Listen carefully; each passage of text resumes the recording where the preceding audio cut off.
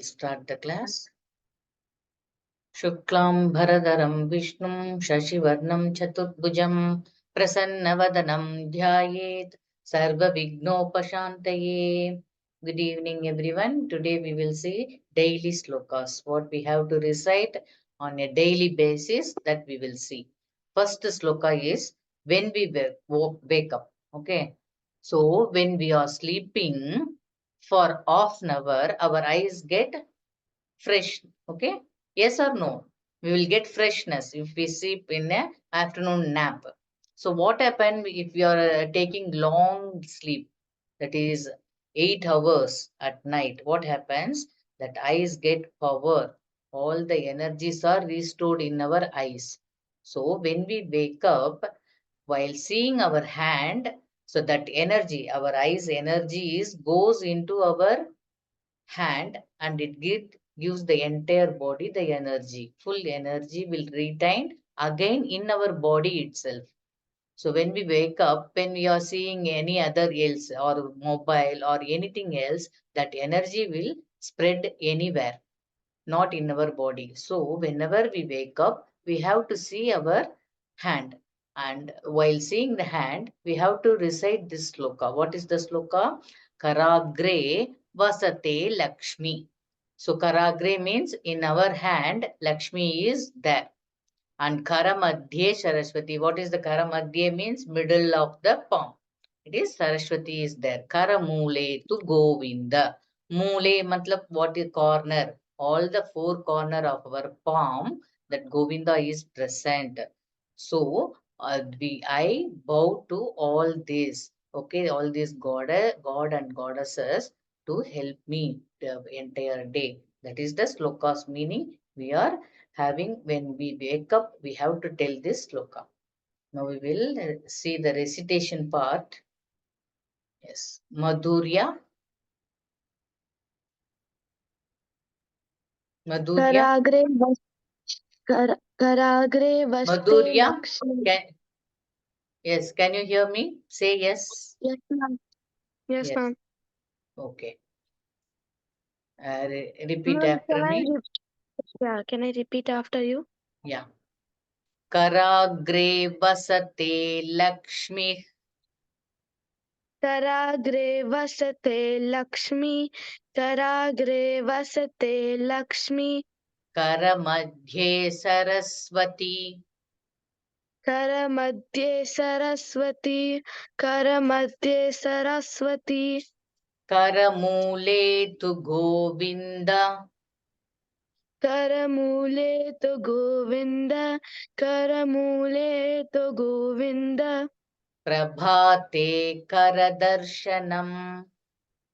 प्रभाते करदर्शनम्. One more time. प्रभाते करदर्शनम्. प्रभाते. प्रभाते करदर्शनम्. Yes, excellent. प्रभाते करदर्शनम्. Excellent. Are we? Yes, ma'am. कराग्रे वसते Lakshmi. कराग्रे वसते Lakshmi. कराग्रे वसते Lakshmi. करमध्ये Saraswati. करमध्ये Saraswati. करमध्ये Saraswati. करमूले तु गोविंद. करमूले तु गोविंद. करमूले तु गोविंद. प्रभाते करदर्शनम. प्रभाते करदर्शनम्. प्रभाते करदर्शनम्. Excellent. Nidardani. Welcome. Nidardani. Yes, ma'am. Yes, ma'am. Yes. Karagre. Karagre. Two times. Karagre. Vasate. वसते Lakshmi. वसते Lakshmi. Karamadhye. Paramadhye, Paramadhye, Saraswati, Saraswati, Saraswati, Karamuletu, Paramuletu, Paramuletu, Govinda, Govinda, Govinda, Prabhate, Prabhate, Prabhate, Karadarshanam. Kadadarshanam, Kadadarshanam. Excellent. Thank you, ma'am. Welcome. Harihara. Ma'am? Yes. You know the sloka? Yes, ma'am. Yeah, recite. Karake vasate Lakshmi, Karamadhye Saraswati, Karamule tu Govinda, Pradaye Karadasanam, Prabhate. Prabhate Karadasanam. Yes, Prabhate means dawn. When we wake up, we have to see the hand. Prabhate. Tell me again. Prabhate Karadarshanam. Karadarshanam. Excellent. Yes, Agamya. Yes, Welcome. ma'am. Recite full sloka. Ma'am, I need help, ma'am. Okay. Karagre. Karagre, Karagre, Vasate Lakshmi. Vasate Lakshmi, Vasate Lakshmi, Karamadhye Saraswati. Karamadhye Saraswati, Karamadhye Saraswati, Karamule tu Govinda. Karamule tu Govinda, Karamule tu Govinda, Prabhate Karadarshanam. Prabhate Karadasanam, Prabhate Karadasanam. Excellent. Okay. Harshita Bhatt. Yes, ma'am. Yes, recite full sloka one time. Okay. Karage. Ma'am, I'm not sure if I can recite it. Yes, okay. Karagre. Karagre, Vasate Vasate, Lakshmi. Lakshmi, Karamadhye Karamadhye, Saraswati. Saraswati, Karamuletu Karamuletu, Govinda. Govinda, Prabhate Prapadye, Karadarshanam. Karadarshanam. Excellent. Arav. कराग्रे वसते Lakshmi करमध्ये Saraswati करमूले तु गोविन्दा प्रभाते करदर्शनम्. Excellent. Dhanyashri Thank you, VS. ma'am. Welcome. Ma'am? Yes, can you recite? Yes, ma'am. Yes. Karagre vasate Lakshmi, Karamadhye Saraswati, Karamule tu Govinda, Prabhate Karadarshanam. Excellent. Jana. Thank you, ma'am. Welcome. Jana.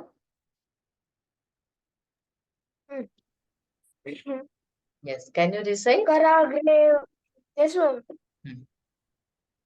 Karagre vasate Lakshmi, Karamadhye Saraswati, Karamule tu Govinda, Prabhate Karadarshanam. Yes. Govinda. If sound, okay? F. Govinda. Like that you have to recite. Okay? Yes. Excellent, Jana.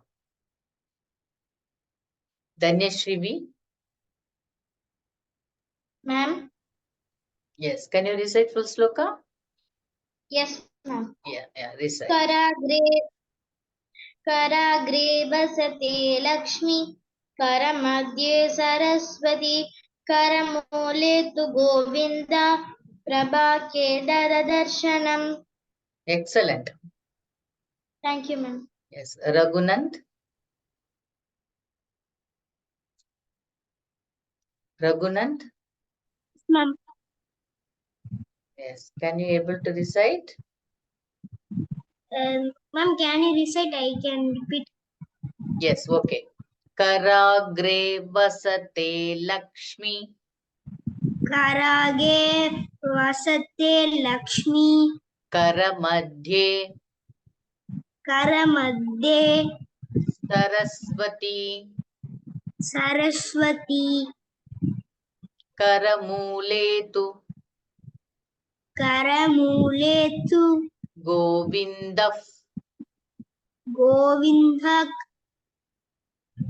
Prabhate Prabhate Karadarshanam.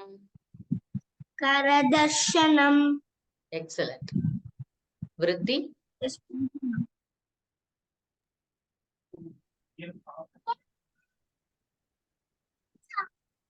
Karagre Karagre.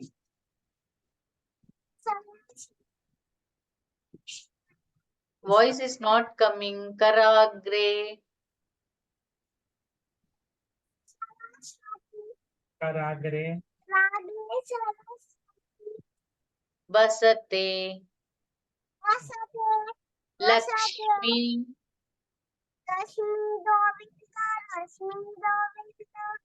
Karamadhye Two times. Saraswati Saraswati Karamuletu Karamuletu Govindaf Govinda Prabhate Prabhate Karadarshanam. Karadharshanam. Excellent. Thank you, ma'am. Welcome. Saisha. Yes, ma'am. Yes. Recite full sloka. Karagre vasate Lakshmi Karamadhe Saraswati Karamule tu Govinda Prabhate Karadarshanam. Excellent. We will go to next you, ma'am. sloka. Yes, welcome. Slokas while taking bath. Okay. So whenever we are taking bath, we have to call all this river name. That is Gangecha, Yamune Chaiva, Godavari, Saraswati. So four name is reverse name. Okay. Then Narmada, Sindhu, Kaveri, Jalesmin, Sannidhim Kuru. Sannidhim means what? Whatever while taking water from the mug. So we have to Sannidhim means that all river will come under this mug and I am taking bath. Like that we have to feel the river inside our mug water. Okay. Then we have to take bath. So it will give energy and it will purify our mind and soul. That is the meaning of this sloka. We will see the recitation part. Yes. Are we? Yes, ma'am. Gangecha. Gangecha One more time. Gangecha Yamune Chaiva. Yamune Chaiva Godavari. Godavari Saraswati. Saraswati Narmada. Narmada Sindhu Kaveri. Sindhu Kaveri जलेऽस्मिन् जलेऽस्मिन् जलेऽस्मिन् सन्निधिं कुरु सन्निधिं कुरु सन्निधिं कुरु excellent Thank you, ma'am. welcome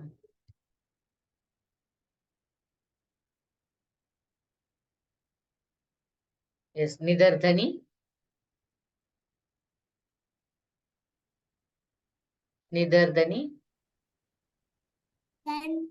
Gange चैव परमूले गंगे च गंगे च यमुने चैव यमुने चैव यमुने यमुने चैव चैव गोदावरी गोदावरी सरस्वती सरस्वती नर्मदा नर्मदा सिंधु सिंधु कावेरी कावेरी जलेऽस्मिन् जलेऽस्मिन् सन्निधिं सन्निधिं कुरु कुरु excellent Raghunanth ma'am welcome Raghunanth Yes, ma'am. yes Gange च यमुने चैव गंगे चैव यमुने चैव एक निमिषं गंगे च गंगे च यमुने यमुने चैव चैव yes गोदावरी गोदावरी सरस्वती सरस्वती नर्मदा नर्मदा सिंधु सिंधु कावेरी कावेरी जलेऽस्मिन् जलेऽस्मिन् सन्निधिं सन्निधिं कुरु कुरु excellent Madhurya Yes, ma'am. Gange cha yamune chaiva godavari saraswati narmada sindhu kaveri jalesimman sannidhi kuru जलेऽस्मिन् jalesmin सन्निधिं sannidhim कुरु kuru. excellent Jano Thank you, ma'am. welcome yes can you recite you want help Yes. recite this side Gange च यमुने चैव गोदावरी गोदावरी सरस्वती नर्मदा सिंधु कावेरी जलेस्मिन् सन्निधिं कुरु excellent Thank you. Vritti welcome Vritti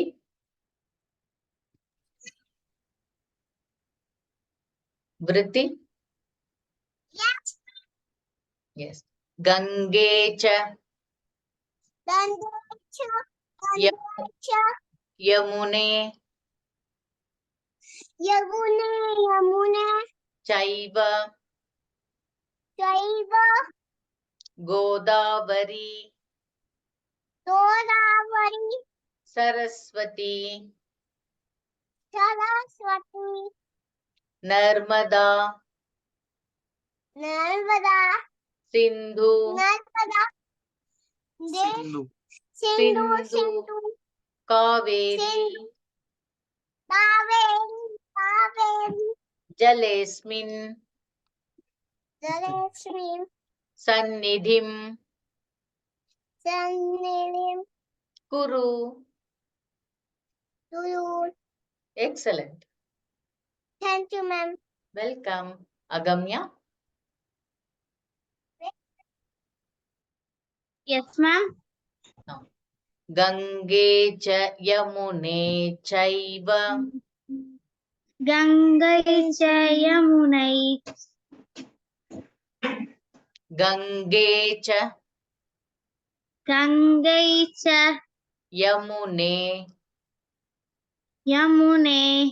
chaiva Chaiva Godavari Godavari Saraswati Saraswati Narmada Narmada Sindhu Sindhu Kaveri Kaveri Jalesmin Jalesmin Sannidhim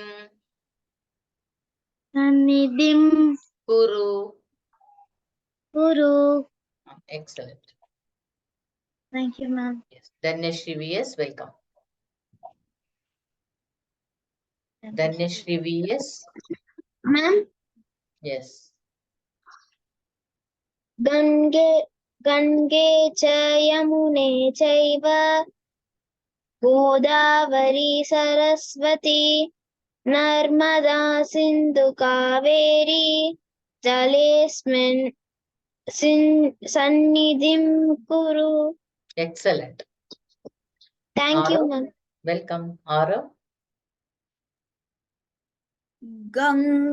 Gange च यमुने चैव गोदावरी सरस्वती नर्मदा सिंधु कावेरी जलेस्मिन् सन्निधि कुरु Sannidhim Kuru Im. सन्निधिं कुरु. Excellent. Thank Dhaneshri you, V, ma'am. welcome. Dhaneshri V, ma'am.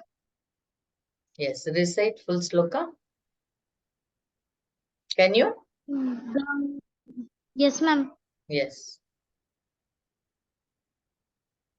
Gange Samune Cheva Godavari Saraswati Nirmada Sindhu Kaveri Jalesmin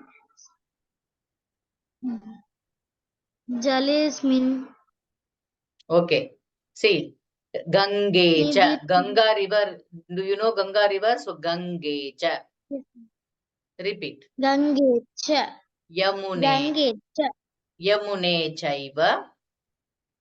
Yamune Chaiva Yamune Godavari. Chaiva Only one time. Godavari Saraswati. Godavari Saraswati Narmada Sindhu Kaveri.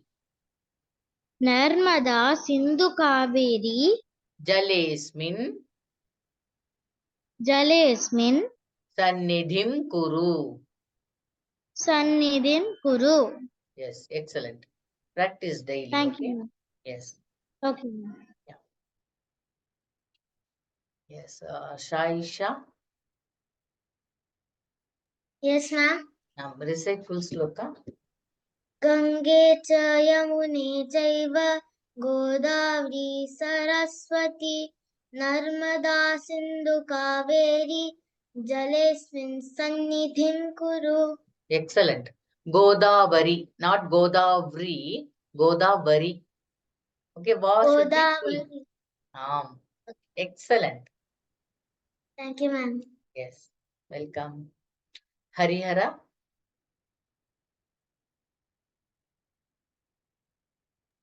Ma'am, Hari. Yes. Gange cha yamune chaiva. Gange Chayamune Chaiva Godavari Saraswati. Godavari Saraswati Narmada Sindhu Kaveri. Narmada Sindhu Kaveri Jalesmin Jalesmin Sannidhim Kuru.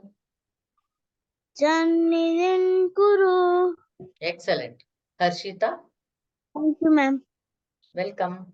Harshita? Yes, ma'am. Yes. Can you able to recite? I'm not sure because Okay. I can't read. Yeah. Gange cha yamune chaiva. Gange Yamuna Chai. Can you repeat it?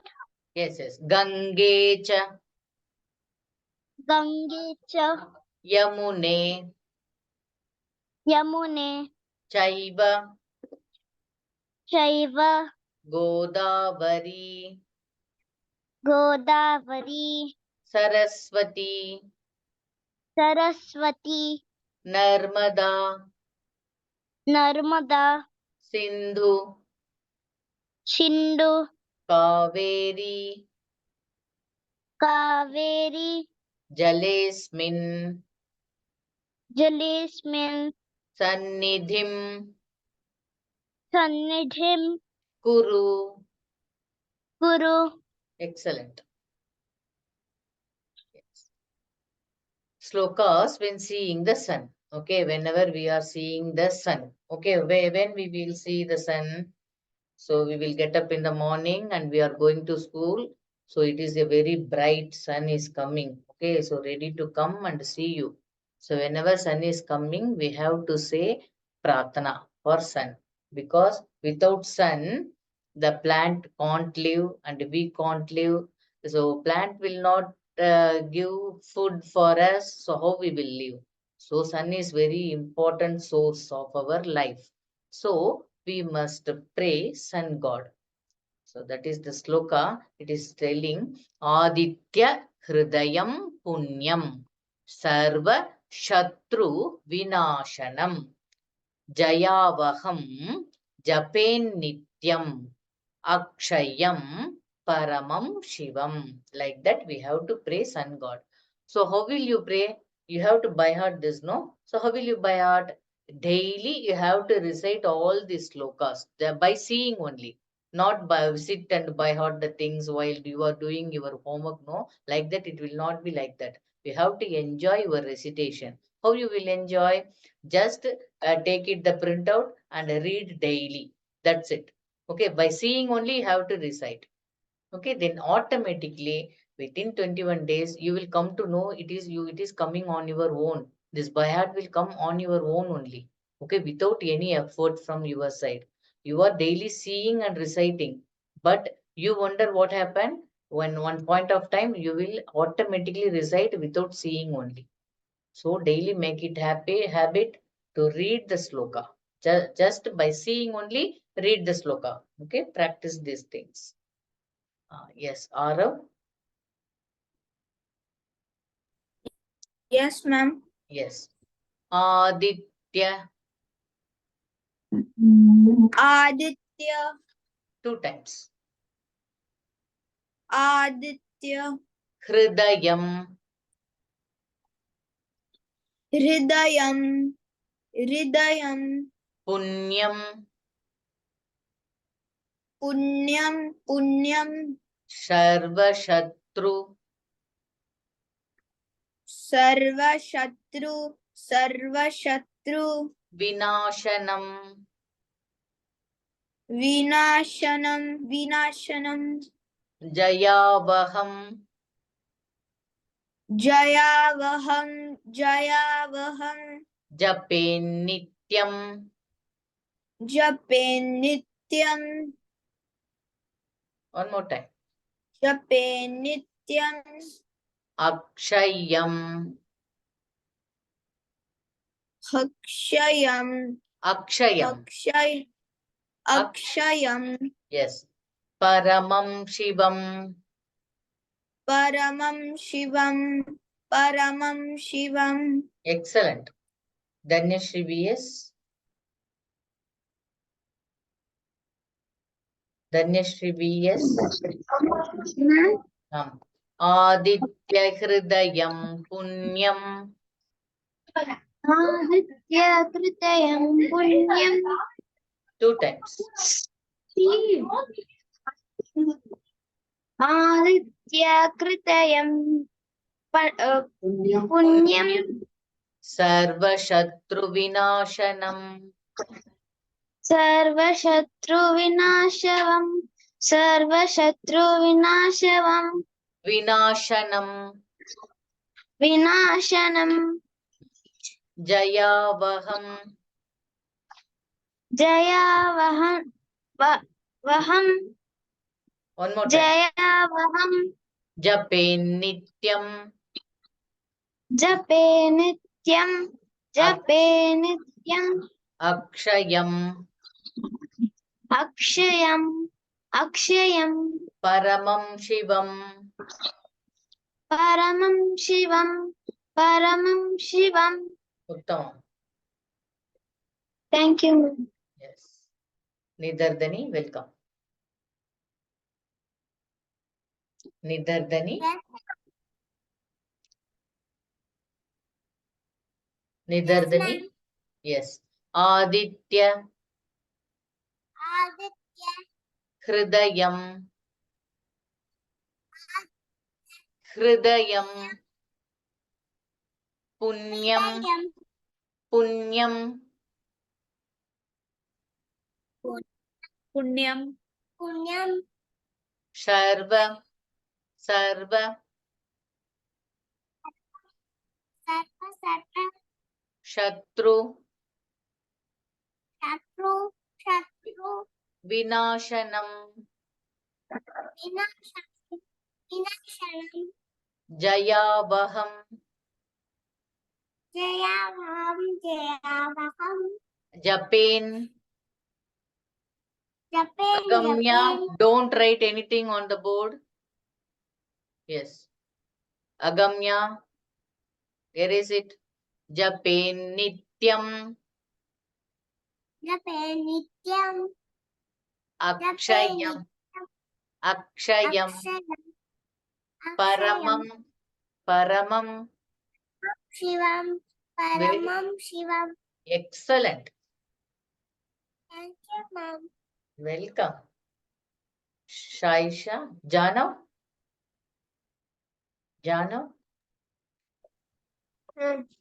yes can you recite this sloka huh you will try I guess आदित्यहृदयं पुण्यं सर्वशत्रुविनाशनं जयावहं जपे नित्यं जपे तृतीयं Japen Nityam in and na is there half Oh. hin yes Japen Nityam जपे नित्यम् अक्षयं परमं शिवम् excellent Shaisha Thank you, ma'am. welcome Yes, ma'am. yes can you recite Yes, ma'am. yes Aditya Hridaya Punyam Sarvashatru Vinashanam Jayavaham Jabe Nityam Akshayam Paramam Shivam. excellent Shanti mantram vadamah welcome Om Purnamadah Purnamidam Purnat Purnamudachyate Purnasya Purnamadaya Purnamevavashishyate Om Shanti Shanti Shanti thank you everyone practice the sloka daily okay Dhanyavad, ma'am. धन्यवादः धन्यवाद ma'am Thank Thank you, you. ma'am. धन्यवाद, Ma'am. Bye. Bye, ma'am. Bye. Bye, ma'am. Bye. Bye, ma'am. Bye. Bye. Practice daily all the